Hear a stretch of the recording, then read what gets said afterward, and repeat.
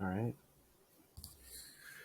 Hello, this is my presentation on the Salesforce Tower for C352 Section 3. And my name is Tyler. So, a little background on the Salesforce Tower. It's located at 415 Mission Street in San Francisco, California. Construction started in 2013 and was completed in 2018. And some fun facts is that it's the number one tallest building in SF, number 17 tallest in the US, and number 122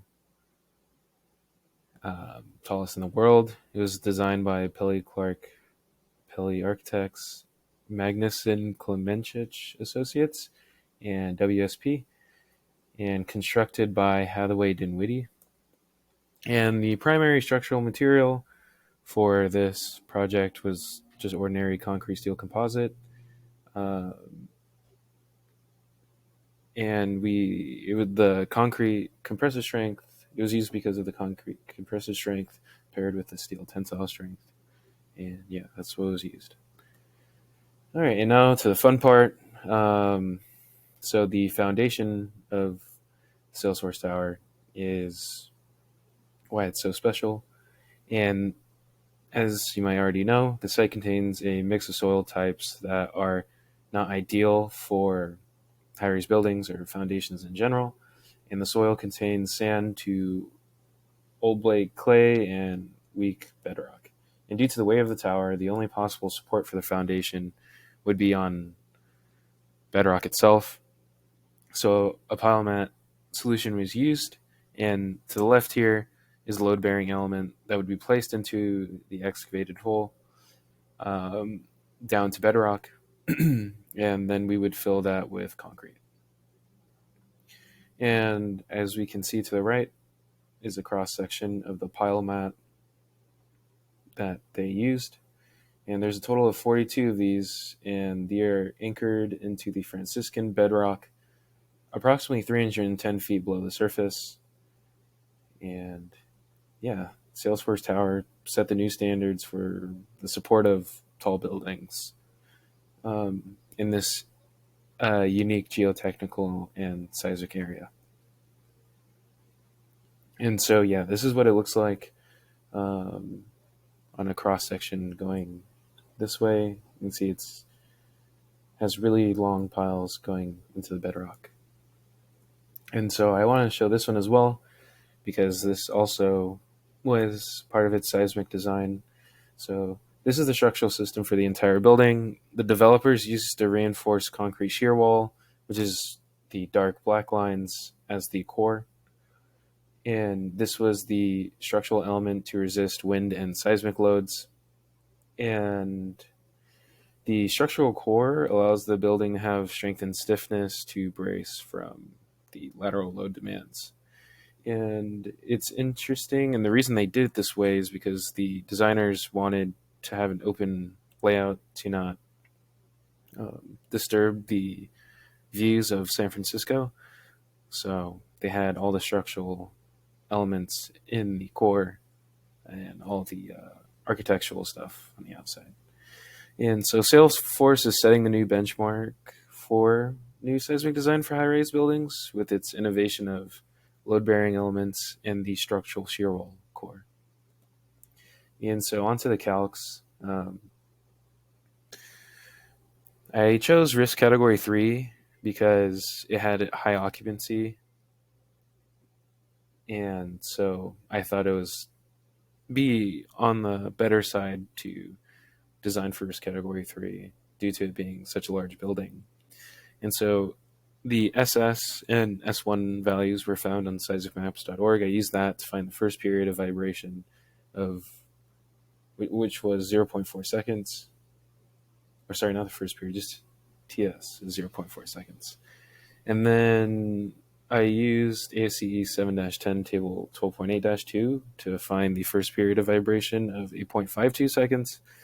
And then I found that T is a lot greater than TS, so I said that it was in the very long period, and so I used the following equation right here, and that's what I used to solve for the base year coefficient. And so I is 1.25 for risk category 3. R is 4.0 for ordinary reinforced concrete shear walls as the structural element. And I use the T of 8.52. And TL is for really long, and it says right here 8, 12, 16 seconds California. I chose 16 because the building was the tallest in San Francisco. So yeah, I just chose 16 for that. And SDS is 1.2. That's from seismicmaps.org as well. And I used SDS to solve for SD1 in the following calculations. And then I... Can I move myself? Oh, there you go. Hopefully I moved myself on the video. And then I used that equation to solve for the base shear coefficient of 0.0331, which is kind of interesting, which would mean that the base shear would be the weight of the building times the base shear coefficient. And so that seems low, but I guess that makes sense because they designed for that.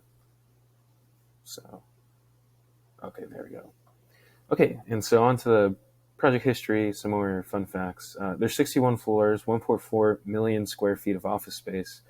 This is for Salesforce, so all their office stuff. And there's 12,000 tons of steel that was used, and it takes 39 seconds to travel from street level to the 61st floor. And it was also LEED certified, and it takes a lot of pride in its sustainability aspect of how they built it, energy efficient, and all that. And so here are some pictures of Salesforce. On the right, obviously, is when it's fully built here. And on the left, we can see it during construction. And you can also see the concrete structural core here and building around it as they go up. So that's pretty interesting, actually. And yeah, and that concludes the structural element of this presentation. And 3 things that were less than good in this quarter. I had 3 labs, so that was kind of terrible, but I'm glad I got through. I'm basically done. This is my last thing I'm doing for this quarter. I got COVID. That was horrible. I missed a lot of school and fell behind, so that's never good. And then I am now feeling extremely burnt out from this quarter, and I am glad to almost be done. 3 things better than good. I went to a student conference. It was amazing. Learned a lot. And yeah. Another good thing, going to pass all my classes. That's always a good thing. And I made a bunch of new friends through clubs and classes. So it was definitely a good year for that.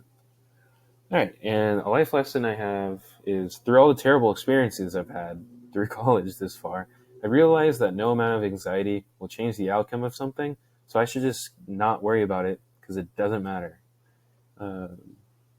And another one I wanted to put on here is after I've prioritized sleep, like hitting 8 hours consistently as best I can, my life is so much better. And I just have more energy throughout the day, more patience to deal with the BS of life.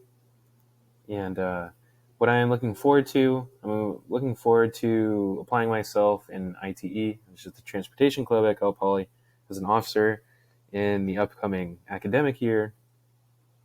I think it'll be a good opportunity for me to push myself and do cool things that I've not done before. And I'm super excited to graduate and join the industry in 2024 and also become self-sustaining through that. It's a big thing for me. And yeah, that's all I have for today. Thank you so much, Professor Sola, for a great quarter. And I